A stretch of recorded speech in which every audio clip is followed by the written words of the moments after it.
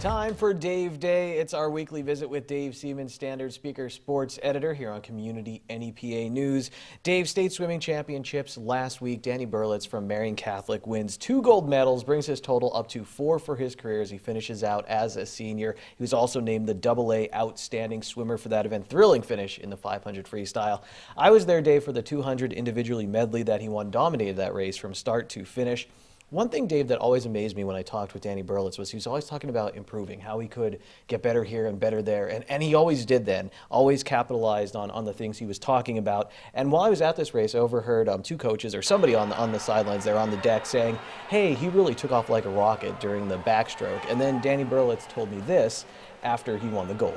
Over the years, my backstroke tempo has been slower, and I've been getting it a lot faster and just building like the tempo and everything. So definitely just working on my backstroke tempo, and it's feeling so much better from last year, 2 years ago. It's feeling so much better. So always improving, Dave, and he says when he goes to college and starts lifting, maybe shaving even off more time when he gets to the University of Michigan, we'll have time to look back on his career, but it's got to be one of the best, in our area in any sport. And Dave, you were there for the AAA competition. Hazleton area, the boys, they had a bunch of swimmers there. The 200 medley relay team of Paul Flowers, Brandon DeGrossa, Tony Goldstone, Ryan Kovalik, and then Flowers, Goldstone, and Kovalik had a few individual events as well. He got to cover the team. What was the atmosphere like for many, if not all? It was their first time at state? Yeah, it was. Paul was there last year, and so was Tony. But the other guys, Brandon and Ryan, the first time there, and it's an overwhelming experience. And they were very candid about that. How it is a different environment out there. You go out and you see all these swimmers from the deck on the deck, and representing their schools, and you look at their times, and it could be a little awe-inspiring. But they went out there, they did their best, and most of all, they had fun. And if an athlete's having fun, enjoying what they're doing on the state's biggest stage, how can you argue with that? You can read Dave's article at standardspeaker.com. Dave, NCAA tournament coming up this week, and Dave, there's a local connection. Mike Rhodes coaching Virginia Commonwealth University. I've seen him a bunch of times in the Standard Speaker. Monomoy City? Monomoy area graduate, outstanding player at Monomoy City Monomoy area for his uncle, Mickey Holland. Definitely a great player. He went on to have an outstanding career at Lebanon Valley, and I believe they won a national championship when he was there. He went on to coach, at the Division III and Division II level before going to Rice, and now he's at VCU, and he has them back in the tournament. They were like one of the teams that were on the bubble going into the final week of the season. They lost in the Atlantic 10 tournament, but they still managed to bid. So I think, he gets in that tournament, he's going to have a team ready to play. And Dave, spring sports coming up in our area for our high school athletes, and get ready for spring sports previews. You'll see capsules in the Standard Speakers starting this week, so check them out. Dave, for the Hazleton area high school, they'll have a new softball and baseball coach this year. One very familiar, I guess both really, but Russ Kanzer coaching the baseball team. That'll be exciting. Yeah, I'm looking forward to interviewing him. I will have an opportunity to interview him hopefully later this week too. We'll talk a little bit about his team. I know there's a lot of guys that saw extensive action last year for Coach Gino Cara.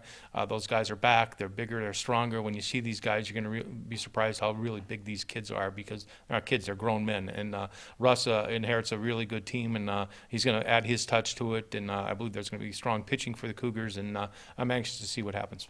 And Dave, one of the former Cougars, Dante Biazzi, doing very well for Penn State right now. That Penn State team doing very well after a few seasons where they struggled, coming off of Tommy John surgery. Pitched a bit last year, but this year he's been dominant. I don't know if you've been following him at all. Yeah, we have. We had a story. Our intern, Andy Perez, had a great story on Dante and how committed he was to getting back from his injury. And he's probably stronger than he was before the injury, really. And coming off a game over last week, I believe on Friday against Massachusetts Lowell, had 13 strikeouts in 6 or 7 innings, allowed only 2 or 3 hits, and he really has his game working, and so do the Nittany Lions. I believe they're 11-3, 12-3. That's unheard of for a Penn State baseball team going into the Big Ten portion of their schedule, so we'll see what happens.